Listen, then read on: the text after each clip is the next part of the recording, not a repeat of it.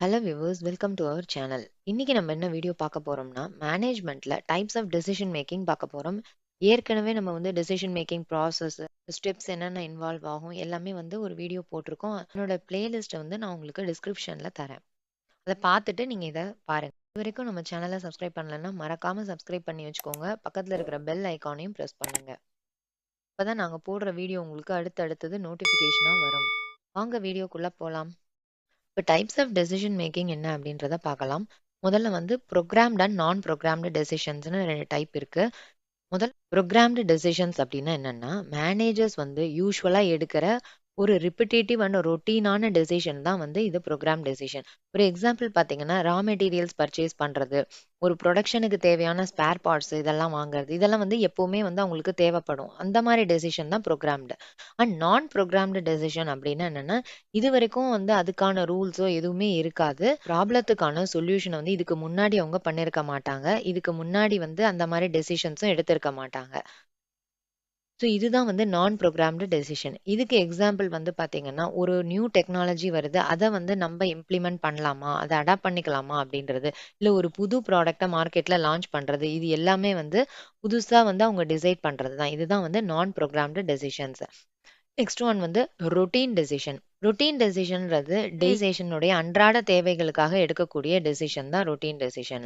இந்த டெசிஷன்ஸ் எடுக்கிறதுக்காக ரொம்ப வந்து அனலைஸ் பண்ணணும், எவாலுவேட் பண்ணணும் அப்படின்றதெல்லாம் தேவையே இல்லை. இது எப்பவுமே எடுக்கக்கூடிய ஒரு டெசிஷன் தான். தென் ஸ்ட்ராட்டஜிக் டெசிஷன்ஸ். இந்த ஸ்ட்ராட்டஜிக் டெசிஷன்ஸ் எல்லாமே வந்து அப்பர் அண்ட் மிடில் லெவல் மேனேஜ்மெண்டால தான் எடுக்கப்படும்.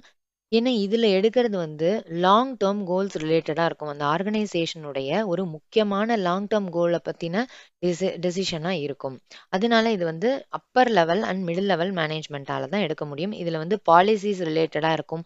வேற வந்து ஃபியூச்சர் பிளான்ஸ் என்னவா இருக்கும் ஆர்கனைசேஷனுக்கு அதெல்லாம் இருக்கும். ஒரு எக்ஸாம்பிள் பார்த்தீங்கன்னா, ஒரு நியூ பிரான்ச் ஓப்பன் பண்றாங்க அப்படிங்கும்போது இதெல்லாம் வந்து ஹை லெவல் பீப்புளால மட்டும்தான் வந்து டிசைட் பண்ண முடியும். And next one organisational and personal decision.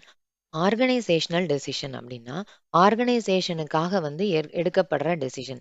ஒரு எக்ஸாம்பிள் வந்து இப்ப மார்க்கெட்டிங் வந்து இன்னும் நெறைய இம்ப்ரூவ் பண்ணணும் அப்படின்னு ஒரு பிசினஸ் மேனேஜர் நெனைச்சாரு. அப்பதான் வந்து புது கஸ்டமர் வருவாங்கன்னா, அதுக்கு எவ்வளோ வந்து காஸ்ட் ஆகும்? நமக்கு அத அண்ட் மார்க்கெட்டிங் பண்றதுனால என்ன பெனிஃபிட் இருக்கு? ஏதாவது ரிஸ்க் இருக்கா? இது எல்லாத்தையுமே அவர் அனலைஸ் பண்ணிட்டு, அதுல பெஸ்ட்டான இது என்னவோ அத தான் தேர்ந்தெடுக்க முடியும்.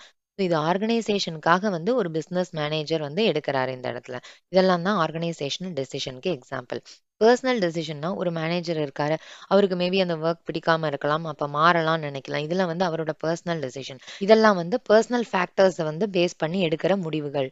Tactical decision. டாக்டிகல் டெசிஷன்றது ஒரு கம்பெனியினுடைய பாலிசிக்காகவும், இல்ல பிளானிங் இதெல்லாம் சம்மந்தப்பட்டதா இருக்கும். எந்தெந்த இடத்துல நம்ம வந்து இம்ப்ரூவ்மெண்ட் பண்ணணும், எந்த ஏரியால லேகிங்கா இருக்கு, அந்த இடத்த எப்படி வந்து எஃபிஷியன்ட்டாவும், எஃபெக்டிவாவும் மாத்தலாம் அப்படின்றது. இதெல்லாம் தான் வந்து டாக்டிக்கல் டெசிஷன். இது பார்த்தீங்கன்னா, டாப் லெவல் மேனேஜ்மென்ட்டால தான் எடுக்கப்படும். ஃபார் எக்ஸாம்பிள் இப்ப வந்து புரொடக்ஷன் பண்ணிட்டு இருக்காங்க. அங்க வந்து எம்ப்ளாயீஸ் கம்மியா இருக்காங்க. அதனால வந்து புரொடக்ஷன் கம்மியா வருதுன்னா, அவங்க வந்து ரெக்ரூட் பண்ணலாம். பழைய எம்ப்ளாயீஸ வந்து எப்படி ரீட்டெயின் பண்ணலாம் அப்படின்றது.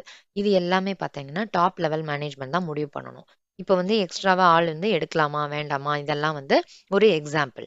And operational decisions. டாக்டிக்கல் டெசிஷன்ல எடுக்கிற முடிவ வந்து ஆப்பரேஷனல் டெசிஷன்ல வந்து இம்ப்ளிமெண்ட் பண்றது தான் இது. அதே தான். இப்ப அந்த ரெக்ரூட் பண்றது அப்படின்னு ஆயிடுச்சுன்னா, அதுக்கு என்னென்ன ஸ்டெப்ஸ் ஃபாலோ பண்ணலாம்?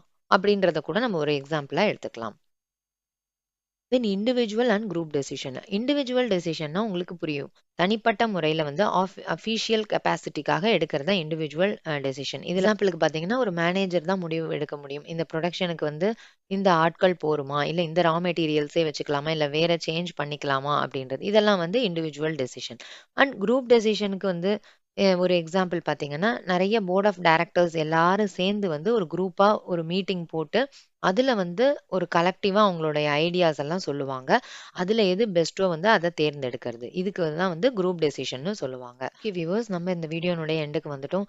இந்த வீடியோ கண்டிப்பா உங்களுக்கு யூஸ்ஃபுல்லா இருக்கும் அப்படின்னு நெனைக்கிறேன். இந்த வீடியோ புடிச்சிருந்ததுன்னா மறக்காம லைக் பண்ணுங்க அண்ட் சப்ஸ்கிரைப் பண்ணுங்க. தேங்க் யூ ஃபார் வாட்சிங்.